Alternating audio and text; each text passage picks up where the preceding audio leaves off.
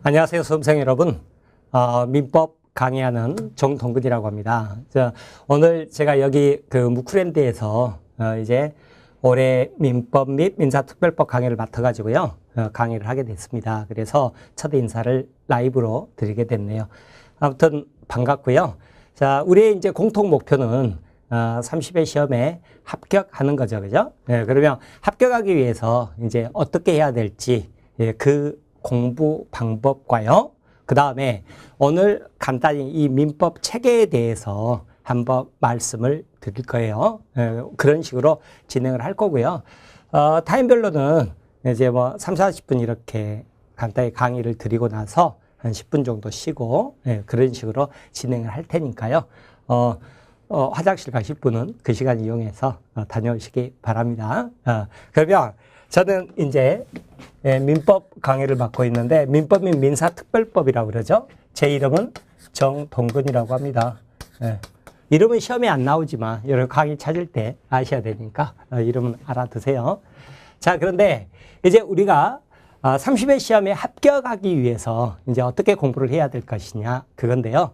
이번에 민법 및 민사특별법이 요 근래에 들어서 가장 어렵게 나왔어요. 수험생들도 이제 많이 어려워하셨고, 제가 그 해설 강의 들을 때 그 어려운 문제들 몇 개 짚어드렸습니다만, 아마 수험생들이 40문제 중에서 9문제 정도니까 꽤 많죠. 그죠? 9문제 정도가 굉장히 어렵고 까탈스러웠던 문제였어요. 그런데 여러분 이제 이 생각을 해보시자고요. 시험이 어렵건 쉽건, 자, 1차 과목은요, 2과목으로 구성이 돼 있어요. 부동산 학개론하고요. 그 다음에 민법 및 민사특별법이죠. 제가 항상 강의 드릴 때 이 이야기를 드리는데요. 예를 들어서 봐보세요. 부동산 학개론에서 40점을 맞았어요. 근데 민법에서 80점을 맞았어요. 그러면 어때요? 평균이 60점이죠? 합격해요, 못해요? 합격하잖아요. 우리 시험은 상대평가가 아니라 절대평가죠. 그래서 60점만 넘으면 합격이란 말이에요. 그런데 과락제도가 있다는 거 아시죠? 그러니까 어느 과목이든지 40점을 넘어가야 돼요. 40점 이상해야 되는데, 자, 그런다고 그러면 부동산 학개론에서 35점, 민법에서 85점을 맞았어요. 그럼 평균 몇 점이죠? 60점이죠. 합격이에요, 불합격이에요? 불합격이라고. 왜요? 가락이 있으니까. 자, 그러면 여기에서 우리가 굉장히 중요한 것을 알 수 있는 게 민법은 만점이 몇 점이다? 80점이다. 이것을 여러분이 꼭 염두에 두고 공부를 하셔야 돼요. 즉 무슨 말이냐면 민법은요, 80점을 초과해서 더 맞아봤자 다른 과목에 보태주지도 못해요. 민법뿐만 아니라 반대로 생각하면 부동산 학개론도 마찬가지죠. 1차는 만점이 80점이라고요. 그 말은 뭔 말이에요? 20% 버려버려도 만점을 맞는다 그 말이죠. 그죠? 그러면 이번 시험 같은 경우는요, 제가 그 다른 곳에서 작년에 강의한 곳에서는 제가 40문제 이렇게 우리 그 9월, 10월에 모의고사 친 것만 가지고도 제가 이렇게 비교 분석을 해드렸어요.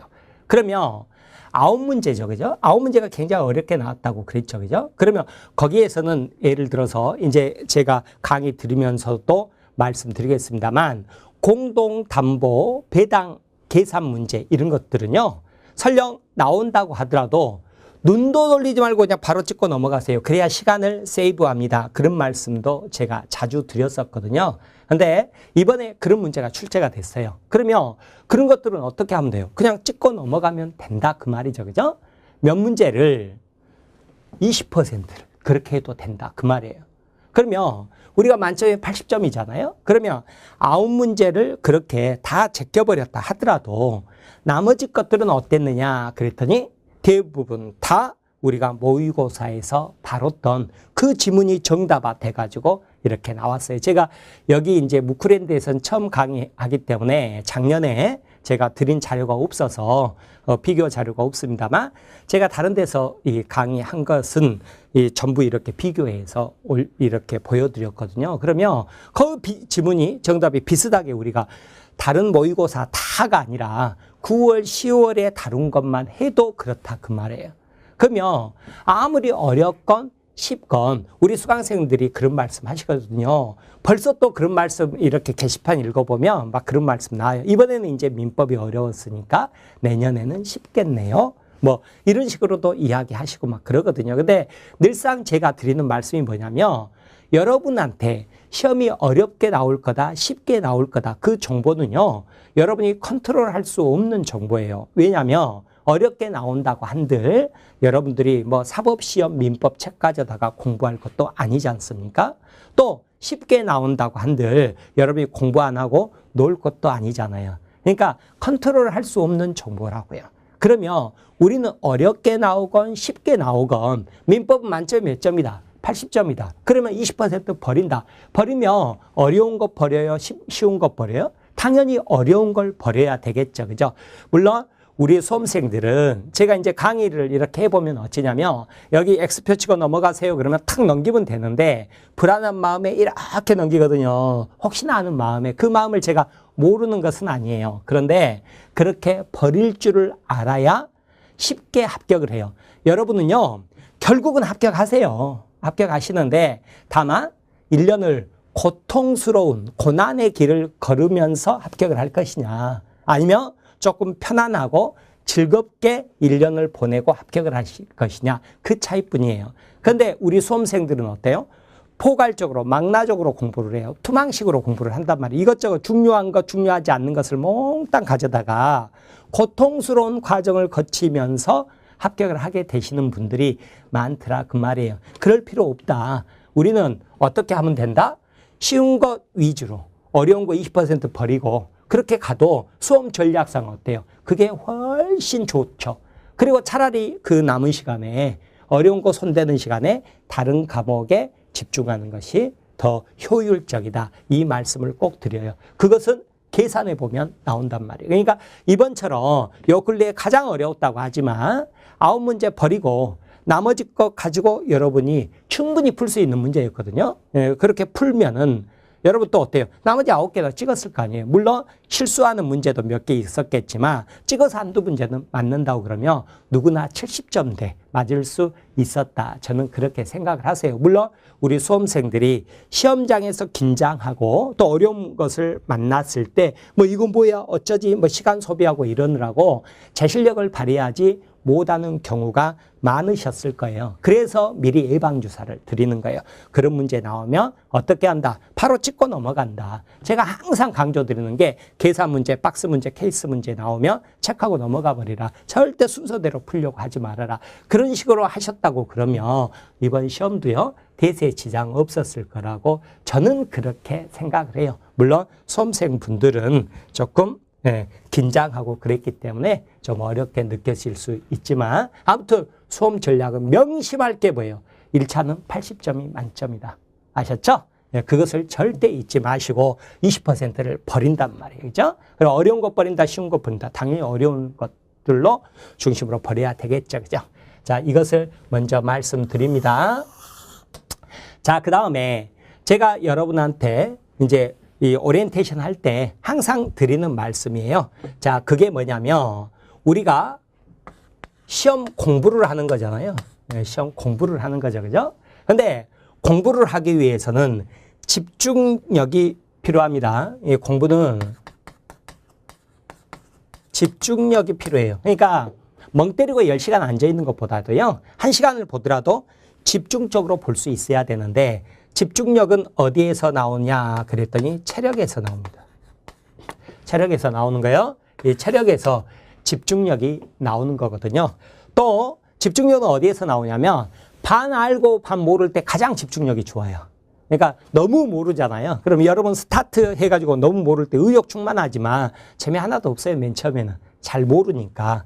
그리고 나중에 이제 알게 돼도요. 좀 졸리기도 하죠. 그런데 반 알고 반 모를 때 이렇게 하나하나씩 알아갈 때 그 집중력이 굉장히 좋은데 그거 외에 이 집중력 어디서 나온다고요? 바로 이 체력에서 나온다고요. 이 두 가지 말씀드리는데 그중에서도 우리가 특히 유념해야 될 게 이 공부 방법이거든요. 자, 이거에 대해서 말씀을 드릴게요.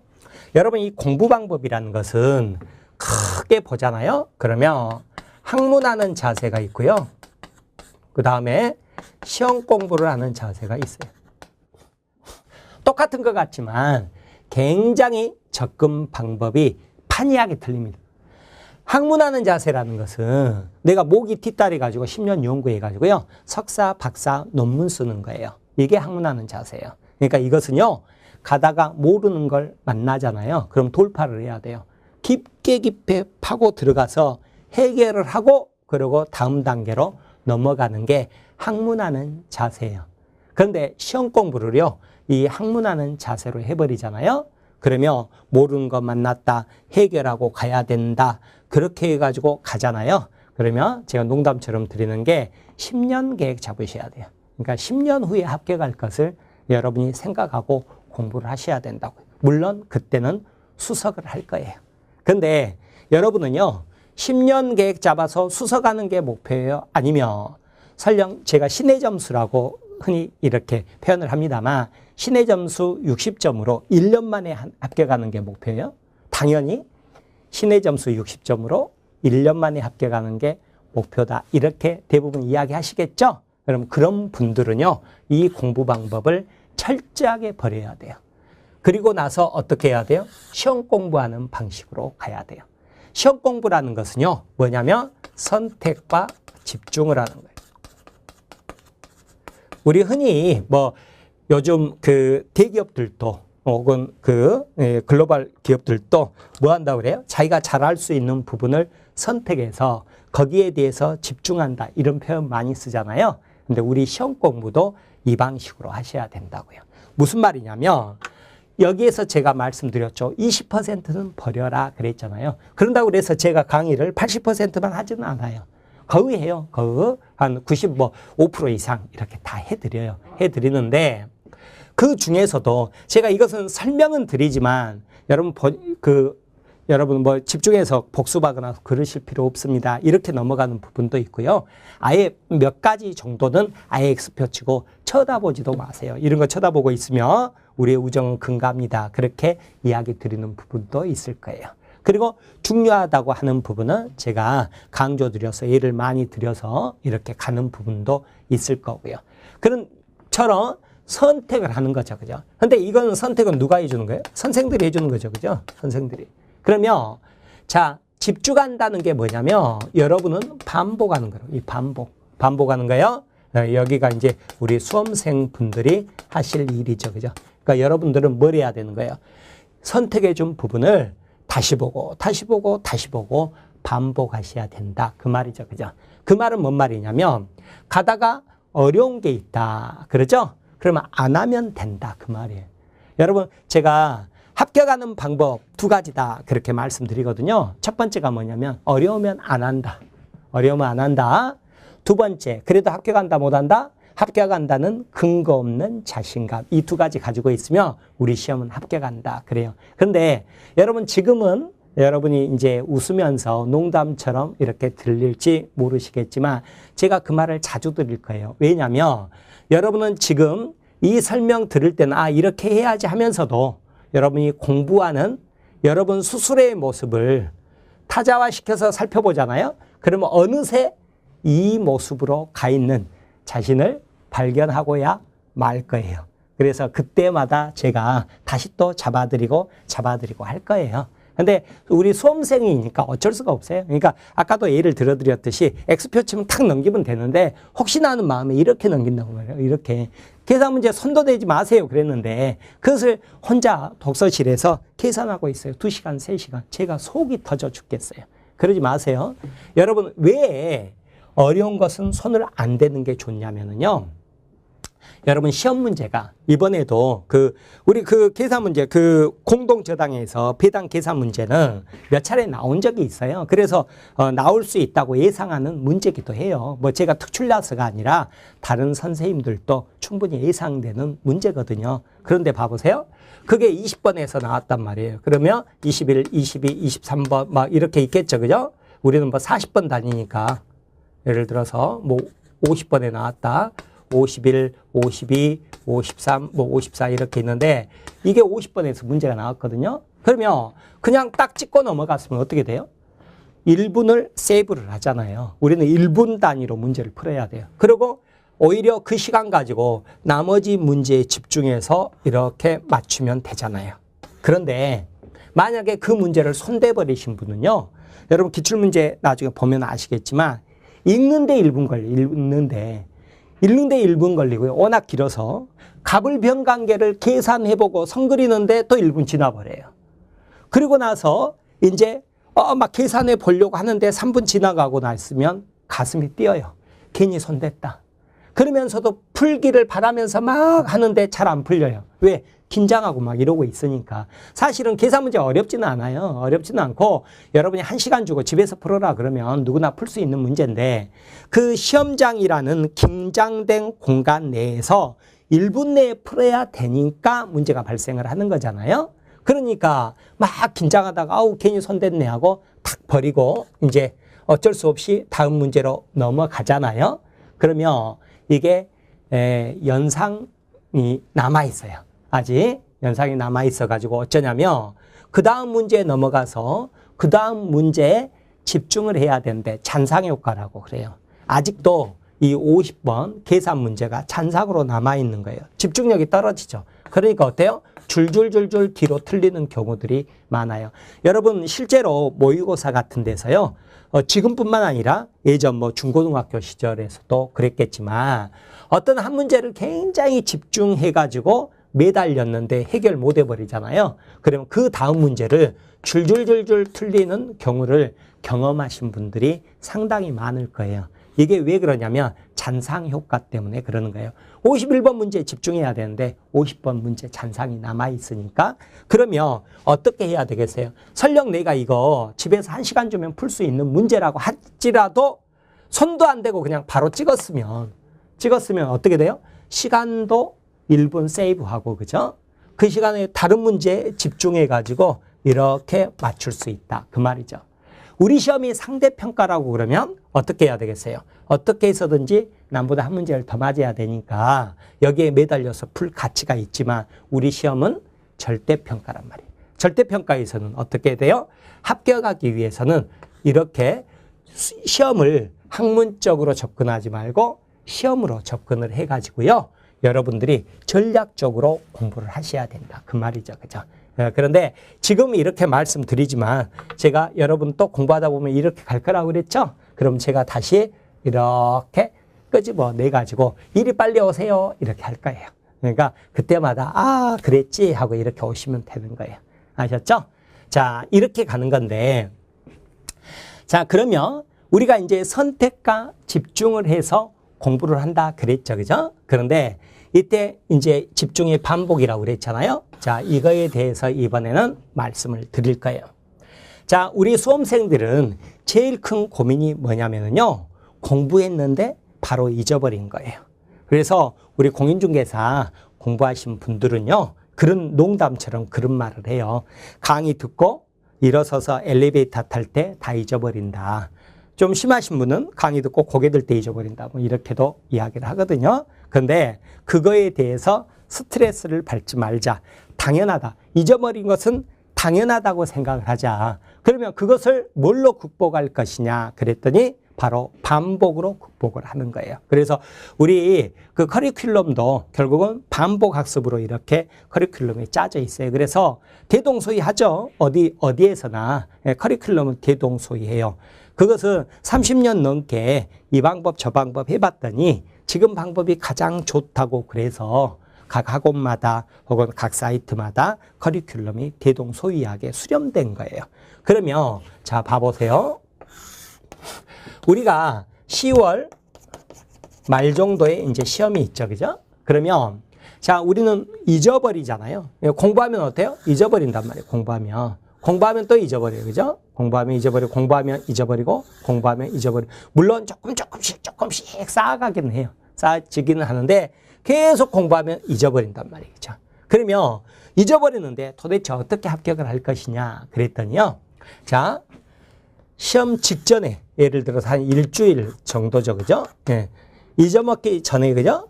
얼른 집중적으로 막 공부를 해서 끌어올린 다음에 잊어먹기 전에 얼른 시험을 치면 되겠네요. 그죠? 그리고 나올 때 싹 잊어버리면 그러면 합격하잖아요. 그죠? 예. 여러분 이제 저하고 직접 대면을 안 하고 있기 때문에 이게 멍 때렸는지 웃었는지는 모르겠습니다만 대부분 다 웃으시거든요. 이 말을 하면. 그런데 여러분 이 방법이요. 이 세상에 존재하는 시험이라는 거에 대해서 합격은 유일한 딱 한 가지 방법이에요. 여러분 예를 들어서 여러분 자녀분이 있으면 자녀분이나 여러분 고등학교 시절에 전교 1등 난 애들 있잖아요. 걔들을 한번 생각을 해보세요. 걔들은 어땠을까요? 자, 무슨 말이냐면 극단적으로 봐보세요. 어차피 잊어버릴 거 난 그냥 놀겠다. 그리고 나서 그냥 시험 치기 직전에 벼락 공부하겠다. 이때 책을 사요. 벼락 공부가 되나요? 안 되죠. 그죠? 목차 있다가 끝나버릴 거 아니에요. 그러니까 뭐예요? 그 사람은 꼴등 나는 거예요. 그죠? 그런데 1등 난 애들이라고 안 잊어버릴 것 같습니까? 그러지 않습니다. 다 잊어버려요. 설명하라고 그러면 그 아이는 설명은 잘 못할 거예요. 하지만 왜냐하면 자기가 공부 습관 자체가 그렇게 들여져 있어서 자기는 남하고 특별하지 않다고 생각하고 계속 이렇게 해왔을 테니까. 근데 이 아이를 관찰을 해보면 어쩌냐면 공부하고 잊어먹고를 계속 반복했던 거죠. 그죠? 반복했던 거죠. 그러니까 이 책이 손때가 묻어 있을 거 아니에요. 그래서 시험 직전에 한번 볼 때 어때요? 하루면 한 과목씩 쭉쭉 다 봐버리는 거죠. 봐버리죠? 그러고 나서 어때요? 잊어먹기 전에 얼른 시험을 치는 거예요. 그러고 나서 나올 때 싹 잊어먹어버리면 얘가 뭐 하는 거예요? 1등 나는 거죠. 이런 애들이 이렇게 공부하고 우리나라에서 제일 어렵다. 지금은 없어졌습니다만 사법시험을 공부하는 아이들도 합격하는 방법이 다 똑같아요. 이 방법이에요. 그러면 중간에 한 20등 나는 애, 뭐 10등, 20등 나는 애, 이 아이들의 공부 방법을 한번 봐봐요. 그러면 어쩌냐면 엄마 학원 좀 가라 그러니까 학원 가기는 가죠. 그죠? 근데 가끔 옆으로 세기도 하고 그러잖아요. 그죠? 세기도 하고. 그래서 뭐 이렇게 한두 번 볼까 말까 하다가 어때요? 이 아이들도 벼락 공부를 한단 말이죠. 벼락 공부하는데 퍽퍽하겠죠. 왜? 자주 보지 않았으니까. 그죠? 그래도 자기가 봤던 거에다 벼락 공부한 거 어쩌고 저쩌고 해가지고 점수 어느 정도 나오는 거죠. 그죠? 그러면 10등, 20등 하는 거죠. 그죠? 자, 그러면 여러분은 어때요? 잊어버리는 것은요. 저는 제가 시험 공부를 이제 이렇게 해보니까 어쩌냐면 공부머리는 없다. 제 결론이 그거예요. 사람의 두뇌라는 것은요. IQ가 아무 소용없어요. 왜냐하면 사람이라는 것은 우리 요즘은 이제 그 뇌 연구도 많이 이루어져서 제가 유튜브로도 많이 보고 그렇습니다만 뇌 용량이라는 것은요. 엄청나거든요. 이것을 1% 쓴다, 3% 쓴다 이러고 끝나는 거예요. 자기의 용량의 10%도 다 못 쓴단 말이에요. 10% 써버리면 아인슈타인 되는 거예요. 아무리 멍청한 사람도. 아무리 IQ가 낮은 사람도 그런단 말이에요. 공부머리 없어요. 공부머리 다 똑같아요. 대동소이예요. 대동소이에서 아무리 우리가 옆에서 보면 뭐 천재적이고 1등 나내고 너는 머리가 어떻게 되니 막 이렇게 해도요. 그것은 공부하는 습관이 조금 더 어렸을 때부터 트레이닝 돼 있을 뿐이지 결국은 잊어먹는 것 똑같아요. 공부하고 잊어먹고 대신에 걔는 공부하고 잊어먹고를 반복하는 거죠. 반복해서 빨리 반 알고 반 모르는 상태를 빨리 만들어내는 거예요. 그러니까 뭐예요? 재밌어요. 그러니까 집중력이 생기는 거라고요. 그래서 효율이 커지는 거고요. 이렇게 놀다가 보는 애는 처음 책 사는데 뭐가 재밌어요? 아무것도 모르는데. 그러니까 1시간 앉아있더라도 뭐 코가 파고 있거나 뭐 거울 보고 있거나 핸드폰이나 만지작 하거나 앉아있지만 공부하는 게 아니라고요. 그 차이일 뿐이지 절대 머리 차이는 없다. 이게 제 결론이에요. 제가 지켜본 바로는 제가 공부도 해보고. 그래서 어쩌냐면 여러분들은 잊어먹는 거에 대해서 절대 스트레스를 받지 마세요. 잊어먹는 건 당연하다. 다만 그걸 뭘로 극복한다? 반복으로 극복하다가 마지막이죠? 마지막에 시험 직전에 쏟아붓듯이 이게 이제 승부처거든요. 승부처. 이때 쏟아붓듯이 공부해가지고요. 어떻게 하는 거예요? 하루에 한 과목씩 끝낸다. 이렇게 아시라고요. 아셨죠?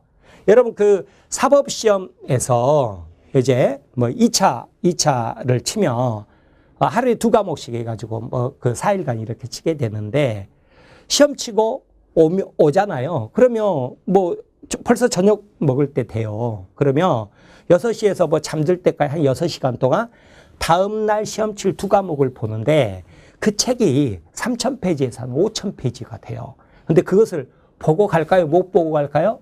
보고 가면 학교 가고 못 보고 가면 학교 못 한다. 그런 말이 있거든요. 그런데 어떻게 6시간 동안 3,000페이지, 6,000페이지를 볼까요? 그랬더니 이렇게 넘기는 거예요. 이렇게 쭉 넘겨요. 넘기면 그게 새 책이면 봐지겠습니까? 당연히 안 봐지죠. 그런데 자기가 손에 닳도록 봐왔단 말이에요. 봐와가지고 자기가 뭐 이렇게 키워드 깨알같이 써놓고 그러면 막 파노라마처럼 그것을 쓸 때 내가 뭘 고민했었지 막 이게 막 이렇게 스쳐 지나가는 거예요. 그렇게 하면서 그 키워드만 보면서 이렇게 쭉 넘겨요. 목차만 이렇게 보면서 이렇게 한번 스크린을 하고 시험장 가는 거하고요. 그거 못하고 가는 거하고는 당락을 나눠버린다. 그 말이에요. 그와 비슷하게 우리 수험생도 어떻게 하는 거예요? 하루에 한 과목씩 이때 일주일 동안 하루에 한 과목씩 이렇게 끝내줘야 되는 거예요. 이게 어떻게 해서 가능하냐 그랬더니 그 전에 어떻게 공부하고 잊어먹고를 반복했기 때문에 대신에 공부량을 최대한으로 줄여서 반복을 하는 게 효과적이겠죠? 그러면 그 역할을 누가 해주는 거다? 선생들이 해준다. 그 말이죠. 그죠? 그러면 여러분은 그걸 어떻게 한다? 반복한다. 그 말이에요.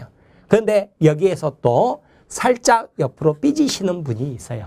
어떤 분이 있느냐? 흔히 하는 말로 학원 쇼핑하시는 분들이 계세요.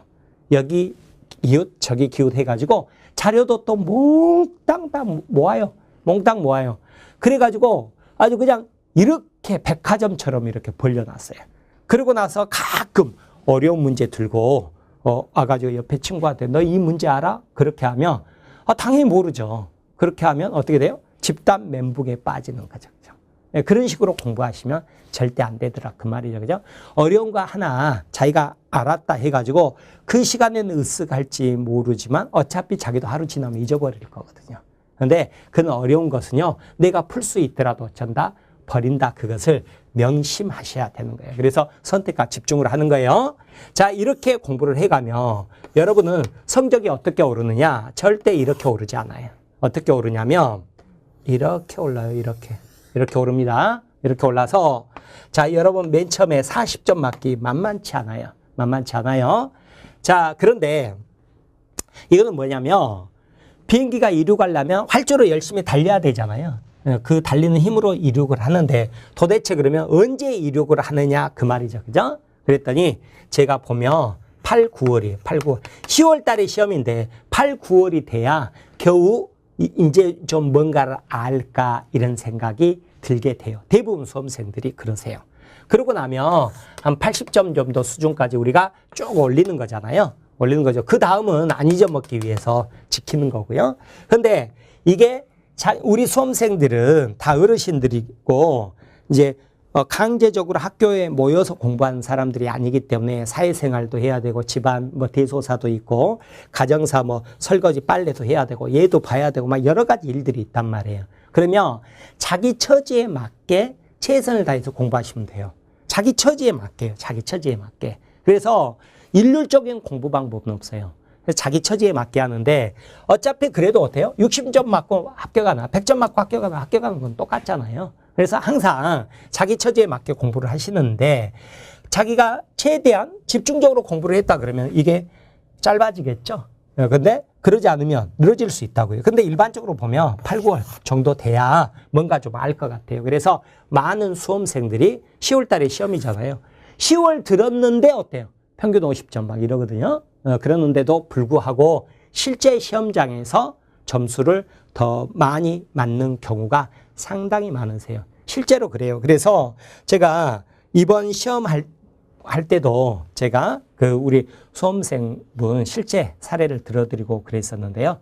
이번에 어느 지역에서 이렇게 오픈하신 분이 저한테 연락이 와가지고 문자로 왔어요. 문자로 와가지고 제가 우리 학원 수강생분들한테 그 문자 보여드리기도 하고 그랬었거든요. 그래서 이번에 개업해가지고 한 2달 정도 됐습니다. 어쩌고저쩌고 선생님이 시간 되면 한번 커피 한 잔 마시러 와주세요. 자랑 이렇게 오픈하고 이런 것들을 보여드리고 싶습니다. 그래서 제가 한번 갔었거든요. 근데 그분이 그 이야기 하시더라고요. 그러니까 그 합격자 모임에서 지금 그 감사의 역을 맡고 있어서 우리 100일 남으면 오프라인 같은 데는 떡 가지고 가고 그러거든요. 여기서는 제가 말로 떡을 드릴게요. 그런데 자, 그때 이제 떡 가지러 갔을 때 한마디 하라고 그래서 자기는 뭐 할 말도 없고 그래서 그 이야기 했대요. 자기는 모의고사 5번 쳤다. 근데 5번 동안 50점대를 넘어보지를 못했대요. 그 60점을 넘어보지 못했다 그 말이죠. 50점대에서 맨날 이렇게 헤맸었는데 실제 시험에서 70점대가 나왔다. 그래서 자기도 스스로 놀랐지만 선생님이 뭐 그런다고 이야기할 때도 잘 믿지 않고 자기 스스로도 놀랐지만 아무튼 마지막에 절박에서 끝까지 버티면서 갔더니 오히려 실제 시험에서 성적이 더 좋았다. 그런 말씀 하시더라고요. 오히려 그 수험생들이, 후배 수험생들이 눈이 반짝하셨다고 그래서 제가 우리 그 사장님 말씀 바로 가서 우리 수험생들한테 전해드릴게요. 그래도 되겠습니까? 그랬더니 얼마든지 그렇게 하세요. 이야기 하시더라고요. 그래서 그런 것들이라고요. 그러니까 여러분들이 맨 처음에는요. 이제 열심히 공부를 하는데 뭐 첫 모의고사 쳤다 그러면 20점, 30점 나오고 그래요. 그것을 미리 예방주사 드리는데 그때 다 이제 이렇게 속도 상하고 막 그러죠. 왜 나는 열심히 공부했는데 근데 태어나서 이런 점수 처음 맞아봐요. 막 이런 이야기하고 그러시거든요. 그럼 제가 11월에 오리엔테이션 할 때 이럴 거라고 제가 예상한다고 말씀드렸잖아요. 이러면 다들 뭐라고 그러시냐면 그래도 나는 안 그럴 줄 알았죠. 이렇게 말씀을 하세요. 그런데 안 그럴 줄 알았지만 다 똑같으세요. 왜냐? 아까도 말씀드렸죠? 사람 공부머리 따로 없다고요. 대부분 비슷비슷하다고요. 그래서 대부분 비슷비슷한 길을 걸어가게 되세요. 그래서 물론 사람의 차이에 따라서 이 폭은 빨리 줄일 수 있다고 그랬죠? 근데 그러지 않는 한 어차피 뭐예요? 그렇더라도 이 과정을 거쳐서 여러분은 점수를 획득해 가는 과정을 거쳐갈 것이다. 이것을 미리 말씀드립니다. 자, 그러면 이제 우리 오리엔테이션에서 공부에 대한 방법은 제가 개괄적으로 중요한 거, 중요하지 않는 거, 그리고 어떻게 갈 것이다. 이런 것을 전체로 말씀드렸어요. 자, 이제 간단하지만 의외로 중요한 거 말씀드립니다. 이게 바로 뭐냐면 운동, 체력을 기르는 것이에요. 자, 이게 왜 그러냐면 아까 집중력을 준다고 그랬죠? 자, 그리고 시기적으로 우리 수험생들이 굉장히 심리적으로 어려워할 때가 언제냐면 8월 달입니다. 왜 그러냐면 11월부터 스타트 하신 분도 있고 1월부터 스타트 하신 분도 있는데 나름대로 열심히 공부해 왔단 말이에요. 그러면 뭐 한 7, 8개월 많으신 분은 한 9개월, 10개월을 열심히 공부해 왔는데 여전히 점수는 뭐 40점대에 머물러 있고 그 다음에 여름이니까 덥잖아요. 체력적으로는 지쳐요. 그리고 나서 벌써 100일 남았니 90일 남았니 이러고 있단 말이에요. 심리적으로도 위축이 되게 되는 시기가 8월이에요. 8월인데 이 8월을 잘 넘기시는 수험생분들이 합격으로 가기가 쉽고 그때 이렇게 지쳐버렸다 그러면 슬럼프 빠져버렸다 그러면 이제 조금 다시 한 해를 더 고생하게 되고 그런 경우가 많더라고요. 그래서 8월이 굉장히 중요해요. 근데 8월에 있어서 심리적인 것은 제가 미리 말씀드렸잖아요. 그런데 이때 그 더위를 심리적으로도 육체적으로도 힘든 것을 견뎌내려면 뭐가 있어야 돼요? 여러분이 체력이 있어야 된다고요. 그래서 운동을 하셔야 되는데 우리 수험생 같은 경우 정기적으로 운동을 못한다 하더라도요. 어떻게 하시냐면 한 걸음이라도 걷자. 한 걸음이라도 걷자. 계단이 있으면 엘리베이터 타지 마시고 계단 올라가시고 물론 내려올 때는 엘리베이터 타세요. 관절에 물이 있으니까. 내려오는 것은 계단 내려오면 운동 안 된대요. 올라가는 것만. 그죠? 한 걸음이라도 더 걷자. 아셨죠? 버스 한 정거장 빨리 내려서 걸어볼까? 집 앞에 어떻게 해서든지라도 한 걸음 더 걸어보자. 여러분 그 운동선수들 동계 훈련한다고 그러잖아요. 우리 공인중개사 공부하실 분들도 동계 훈련 하셔야 돼요. 그래서 지금 시간 되실 때요. 이렇게 마을 동네 그 공원이나 혹은 가까운 근교 같은 데 트레킹 같은 거 있죠. 이런 것들 많이 다니셔서 체력을 많이 길러 놓으세요. 길러 놓으셔야 돼요. 그렇게 해야 나중에 여러분이 공부할 수 있게 돼요. 그러고 나서 이제 이렇게 하게 되면 여러분이 할 게 뭐만 있어요? 이제 공부하고 운동만 있죠? 즉 생활이 단순화가 돼야 돼요. 생활이 단순화돼야 돼요. 공부하신 분들 중에 감추고 공부하신 분들이 있어요. 그러면 왜 오픈하시지 그래요? 그러면 나중에 떨어지면 부끄러워서 어떡해요? 이렇게 이야기하시는 분들이 계세요. 그런데 일장일단이 있죠. 어느 일이나. 그런데 저는 오픈해버리라고. 나 1년 동안 공인중개사 공부할 거니 이 1년만큼은 나를 도와줘. 이렇게 접근하는 것이 오히려 수험생한테는 훨씬 도움이 될 거라고 조언을 해드려요. 왜 그러냐면 공부는 조금 이기적이어야 되거든요. 왜냐하면 내 시간이 있어야 되니까. 그러려고 그러면 남이 나를 이해해 줘야 되는 거예요. 그런데 이게 희한하게 공부 좀 해보려고 그러면 친구한테 전화 오죠. 그죠? 전화 와서 오늘 뭐 소주 한잔 하자. 뭐 저쩌자. 근데 자꾸 뭐 이 핑계 저 핑계 대기보다 나 이번에 공인중개사 공부해. 그러니까 올해는 안 돼. 이렇게 해서 한두 번 거절하다 보면 자기들끼리 그럴 거야. 누구누구 이번에 공인중개사 공부한다더라. 그냥 하라고 놔두자. 에이, 그러면 또 그 중에서 또 누구는 뭐 그 공부가 무슨 공부라고 뭐 그렇게 티낸데 어쩐다던동? 몇 개월 하면 된다던데 뭐 그렇게 티내고 어쩌고저쩌고 할지 모르지만 그렇게 이야기하시는 속마음으로는 나도 한번 해볼까? 그러고 있을지 모르는 거예요. 오히려 여러분이 합격하면 부러워할 거고요. 그러니까 그렇게 생각하시고요. 오픈하시고 생활을 단순화하세요. 그래서 올해는 물론 우리가 이제 아까도 말씀드린 것처럼 다 성인이고 어른이다 보니까 해야 될 일이 많죠. 필수적으로 해야 될 일 외에는 되도록이면 공부하고 운동 이 두 가지만 단순화시키셔서 여러분이 우리 묵회에서는 인강으로 공부를 하게 되잖아요. 그러면 내가 컴퓨터가 있는 방 있죠.